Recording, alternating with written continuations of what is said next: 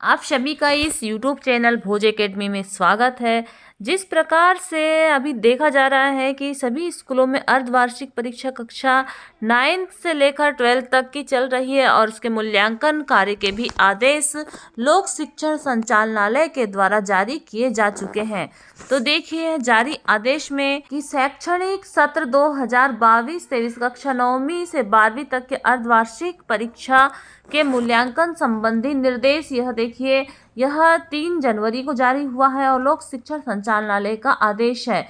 तो इसमें देखिए कि यह 2022-23 की कक्षा 9वीं से 12वीं तक अर्धवार्षिक परीक्षा की समय सारणी अनुसार परीक्षाओं का आयोजन 2 जनवरी से 11 जनवरी तक किया जाना है और इसमें निम्नलिखित निर्देशों का पालन किया जाएगा। समस्त प्राचार्य अपने विद्यालय में आयोजित अर्धवार्षिक परीक्षा की उत्तर पुस्तिकाओं का मूल्यांकन विद्यालय स्तर पर विषय शिक्षकों के द्वारा करवाएं और 20/1/2023 तक विमर्श पोर्टल पर अंकों की प्रविष्टि कर परीक्षा परिणाम का विश्लेषण करें। सामान्यतः देखने में आया है कि अर्धवार्षिक परीक्षा के बाद भी कक्षा 9वीं से 12वीं तक CDE ग्रेड के विद्यार्थी आते हैं और ऐसी स्थिति में सभी कक्षाओं में रेमेडियल कक्षाओं का संचालन भी करना है। तो CDE ग्रेड के बच्चों के लिए निदानात्मक कक्षाओं का संचालन भी करना है और उसके बाद में लोक शिक्षण संचालनालय मध्य प्रदेश के पत्र क्रमांक और एकेडमी और CCLE 2022 के दिशा निर्देश के अनुसार सभी को CCLE के 20 अंक तो 20% अंकों का अधिभार वार्षिक परीक्षा के प्राप्तांकों में जोड़ा जाएगा। और देखिए रेमेडियल टीचिंग के प्रभावी क्रियान्वयन हेतु यह आवश्यक है कि शाला के प्राचार्य नियमित कक्षाओं की तरह रेमेडियल कक्षाओं का संचालन और उनके उद्देश्यों के अनुरूप कार्यवाही सुनिश्चित करें। ग्रेड के आधार पर सेक्शन बनाए जाएंगे। तो जो A और B ग्रेड वाले बच्चे हैं उनका अलग सेक्शन होगा और CDE ग्रेड के बच्चों का सेक्शन पृथक से बनाया जाएगा। और उसमें देखिए अर्धवार्षिक परीक्षाओं का ग्रेड इस प्रकार से दिया है। जो A+ है यह 85 से 100 अंक जो प्राप्त करता है वह A+ है और 75 से 84.9 अंक प्राप्त करने वाला A है।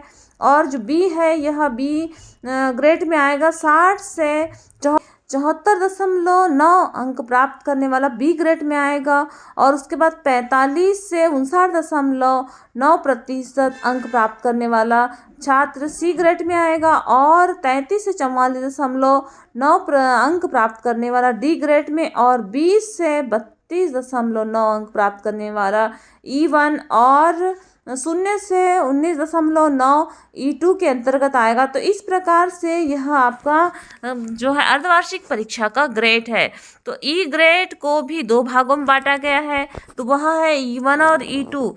तथापि विद्यार्थियों को वास्तविक स्तर की जानकारी शिक्षकों को हो सके। अर्धवार्षिक परीक्षा का विश्लेषण आपके द्वारा विमर्श पोर्टल पर प्रविष्ट जानकारी के उपरांत उपलब्ध होगा, जो कि प्राचार्य द्वारा परीक्षा परिणाम के आधार पर भरा जाएगा। इसके पश्चात प्रत्येक शाला के पास D एवं E ग्रेड के विद्यार्थियों की जानकारी उपलब्ध होगी और विमर्श पोर्टल पर परीक्षा परिणाम प्रविष्टि के तत्काल बाद रेमेडियल टीचिंग विशेष कक्षाओं का संचालन किया जाएगा।